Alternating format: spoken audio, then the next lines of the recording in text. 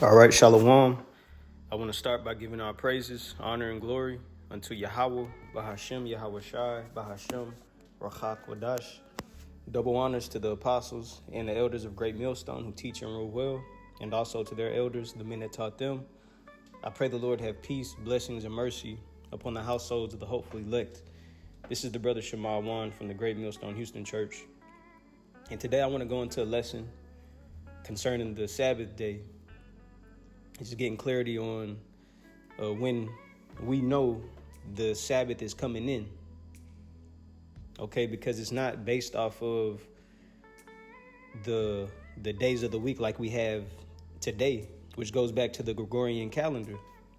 For instance, whenever Moses was being instructed on, when to honor the Passover, the Lord didn't give him days of the week. All right. The Lord just specifically told him, this will be the beginning of months. But what was that based off of? Okay, it wasn't based off of Sunday, Monday, Tuesday, Wednesday, Thursday, Friday, Saturday. All right. So with that being said, Lord willing, this lesson will be edifying and bring clarity to when the Sabbath comes in, based off of what the Lord gave us. Okay? So I pray this lesson be edifying and straight to the point. Let's start here in Genesis chapter 1 and verse 14. And I'm going to read this in the Good News translation. Genesis chapter 1 and 14, it says, "Then God commanded, let lights appear in the sky to separate day from night, and to show the time when days, years, and religious festivals begin." Okay, so the scriptures say, let lights appear in the sky, okay, for the reason of to show one day from night, also to show times when days, years, and religious festivals begin. And one of those festivals or religious festivals is the Shabbat, the Sabbath. Okay, so let me just read it out. Verse 15, it says, "They will shine in the sky to give light to the earth, and it was done." Verse 16, "So God made the two larger lights, the sun to rule over the day and the moon to rule over the night. And also," or it says, "He also made the stars." So mind you, based off of the two larger lights being the sun and the moon, according to the scriptures, the moon plays a big role whenever it comes to certain feast days, okay, or certain high holy days, I should say. So from there, let's go to the book of Ecclesiasticus, or or also known as the book of Sirach, chapter 43, and we'll start at verse 6. And I'm going to just stay in the NLT, or I'll stay in the GNT since I'm already here. This is Ecclesiasticus, or Sirach, chapter 43, and verse 6. It reads, "There is also the moon." And when you start up, it goes into the sun. But now, at verse 6, concerning the moon, it says, "There is also the moon, making the passage of time," or marking the passage of time, "an eternal sign of the changing seasons. The moon determines the holy days. Its light grows full and then grows dim. It waxes and wanes," okay? It grows in light and the light decreases. And whenever there's no light, that's the new moon, okay? But verse 8, it says, "The month is named after the moon, marvelous to watch as it grows fuller each night. A signal light from the heavenly armies shining out in the dome of the sky." So again, starting at verse 6, Ecclesiasticus chapter 43 and verse 6 in the Good News translation. "There is also the moon, marking the passage of time, an eternal sign of the changing seasons. The moon determines the holy days. Its light grows full and then grows dim. So the moon determines the holy days, okay? Let's go to Exodus chapter 12 and 1. I'm going to go to the blue letter to get a few words to look up. So the blue letter Bible, starting at Exodus chapter 12 and 1, it reads in the King James Version, And the Lord spake unto Moses and Aaron in the land of Egypt, saying, This month shall be unto you the beginning of months. It shall be the first month of the year to you. Okay, now mind you, in Ecclesiasticus, what we just read, hold up 1 second. What we just read in Ecclesiasticus 43 in verse, let me see where that was. In verse 8, it said it says the month is named after the moon. Okay, so it's interchangeable. That's why in Exodus 12 and 2, it says, This month shall be unto you the beginning of months. So how are you going to know the beginning of months? Based off of the moon, okay? As it said, the moon determines holy days. So it says, This month shall be unto you the beginning of months. It shall be the first month of the year to you. Now let's look up that word month. In the blue letter, it goes to the Strong's Concordance, H2320, and the word in the Hebrew would be chadash. Chadash. And on the outline of biblical usage, it says the new moon. The new moon. All right. It says the first day of the month. That's what it goes into. Okay. So the new moon is the first day of the month. So that's what the Lord told Moses to observe. He said, This month shall be unto you the beginning of months. According to what? The moon, the new moon. It was going to be a moon that was in the stage of, of the light being decreased, how it decreases or how it waxes and wanes. There was going to be no light on the moon, but you could still see the outline of it, okay? It was going to be darkened. Okay, so this month shall be unto you the beginning of months. It shall be the first month of the year to you. And we got that word chadash in the Hebrew, which means a new moon. Okay, a matter of fact, let me go to the root of that word. Let's click on, hold up 1 second. Yeah, so the root word,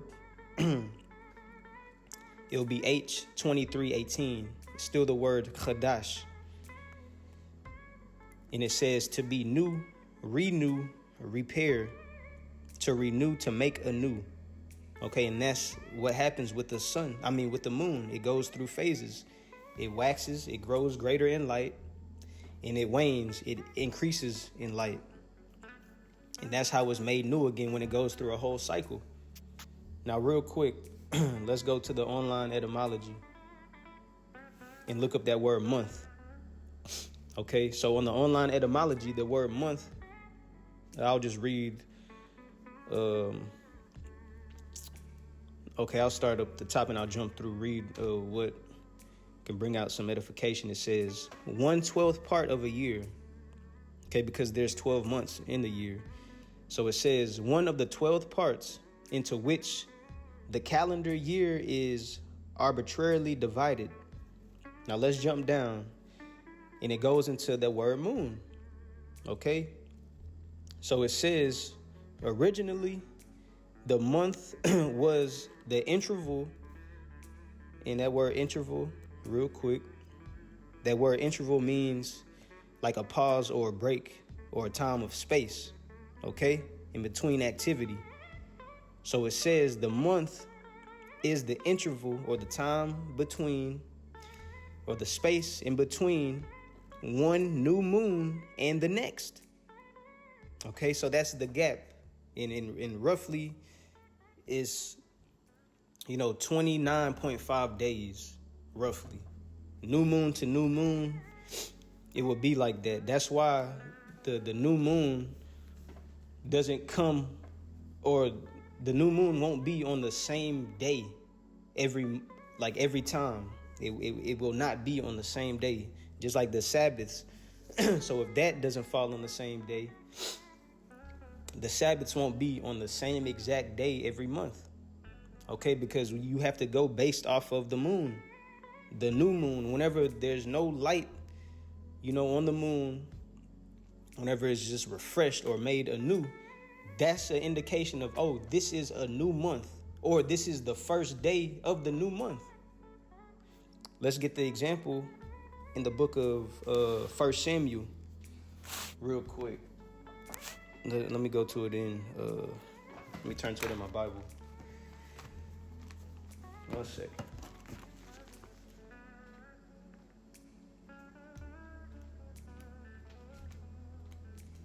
So this is 1 Samuel chapter 20, and I'm going to start at verse 5.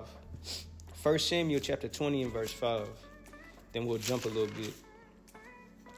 1 Samuel 20 and 5, it says, And David said unto Jonathan, Behold, the morrow is the new moon. Okay? And I shall not fail to sit with the king at meat. But let me go that I may hide myself in the field until the third day at even. Now, mind you, I'm going to just stick to the point. I'm going to just stick to the point going into the Sabbath or the new moon. Okay, so right here, King David mentioned to Jonathan, the son of King Saul, tomorrow is the new moon and I should not fail to sit with the king at meat.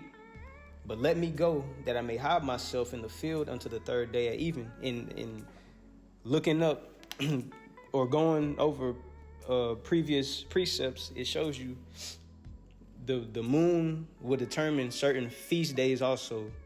Seasons, days, years, determine holy days, feast days, so on and so forth. Okay? That's why King David made mention that, he would be sitting down at the table, okay, with King Saul, having a feast to bring in the new moon. All right, just some of the customs that we do as Israelites. But let's jump from there to verse 24. Same chapter, 1 Samuel 20 and verse 24. It says, So David hid himself in the field, and when the new moon was come, the king sat down to eat meat. All right, because King Saul was after David. He was after his life. King Saul wanted his life, man. He had a evil spirit on him, But keep reading.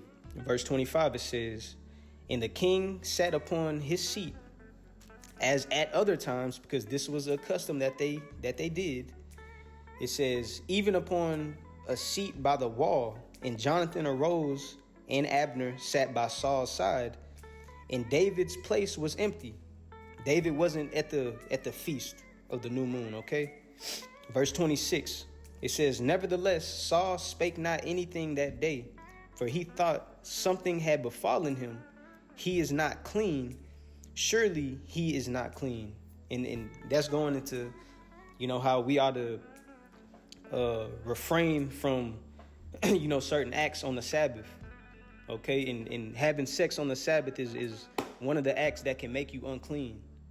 Okay, having sex on the Sabbath does not, honor the Sabbath as a day of rest, as a day of, being holy, because you become unclean if you have sex on the Sabbath day. So that's what King, Saul thought. Okay, he's not here at the new moon feast or at the Sabbath feast. Okay, because he might be unclean.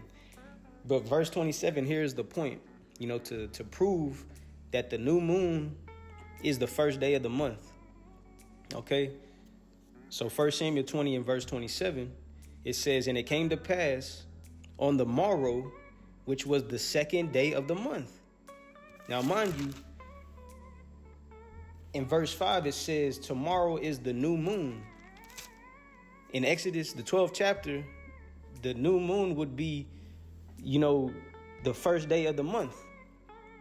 Now, here in 1 Samuel 20 and 27, and it came to pass on the morrow, which was the second day of the month, that David's place was empty. And Saul said unto Jonathan his son, wherefore cometh not the son of Jesse to meet, neither yesterday nor today? So, just hitting the point of, the beginning of the new month, or the beginning of the new month goes based off of the new moon. Okay? Let me go here real quick. Because some also to understand is, when, determining, actually when the Sabbath comes in, because it's specific according to the scriptures. Matter of fact, let me go to Leviticus. Knowing the time to, be prepared or ready, to acknowledge these holy days. This is Leviticus 23. Leviticus chapter 23, and I'm going to read verse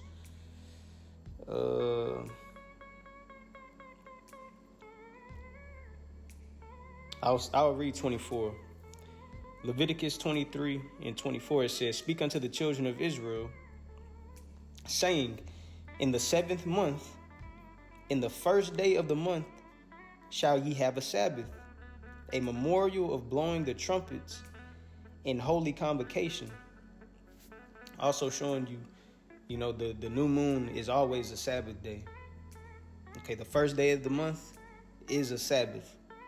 Okay, and that's how you're able to understand when the next Sabbath day comes in. From that day, you'll count, another 6 days. Then, okay, let's jump to verse 32. At what time of the day, will be the indication of the Sabbath coming in. Leviticus 23 and verse 32. It says, it shall be unto you a Sabbath of rest, and ye shall afflict your souls in the 9th day of the month at even. And this is going into the Day of Atonement. All right. Showing you the importance of understanding, the times that we're in based off of what the Lord gave us, the moon. Okay. So according to the moon, we will know when certain high holy days come in. Okay, we'll know the first month, second month, third, fourth, and so on and so forth. Then within the months, understanding the days of the month based off of the moon, because it waxes and wanes. That's what we go off of. We don't have a Monday, or we don't start Sunday, Monday, Tuesday, Wednesday, Thursday, Friday, Saturday, and just roll with it.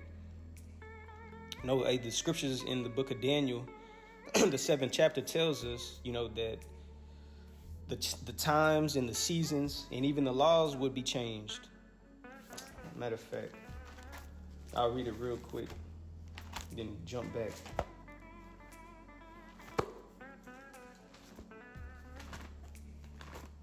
Daniel chapter 7 and verse 25, it says, and he shall speak great words against the Most High, and shall wear out the saints of the Most High, and think to change times and laws, and they shall be given into his hand until a time and times and the dividing of times. Just proving the point how times would change. So going based off of the days of the days of the month and even the days of the week, all would be changed. Okay? The Sabbath days, the high holy days, the seasons, all of these things, have been changed according to prophecy. All right.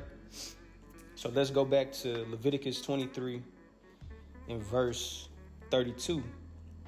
And it shall be unto you a Sabbath of rest, and ye shall afflict your souls in the 9th day of the month at even. From even unto even shall ye celebrate your Sabbath. So that's how when the day comes in, according to even time. Let me go to Genesis. Let's go back to Genesis chapter 1. Genesis chapter 1 in verse 5. Genesis 1 and 5, it says, and God called the light day, and the darkness he called night.